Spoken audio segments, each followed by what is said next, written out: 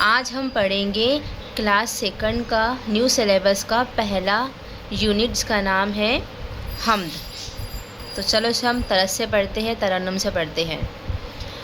تو نے ہمیں ہنسی دی، تو نے ہمیں خوشی دی، تو زندگی کا مالک، تو نے ہی زندگی دی۔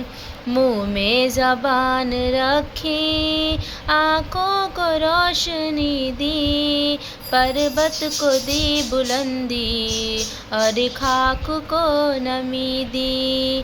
شاموں کو حسن بخشا، راتوں کو چاندنی دی، کلیوں کو مسکراہٹ، پھولوں کو تازگی دی۔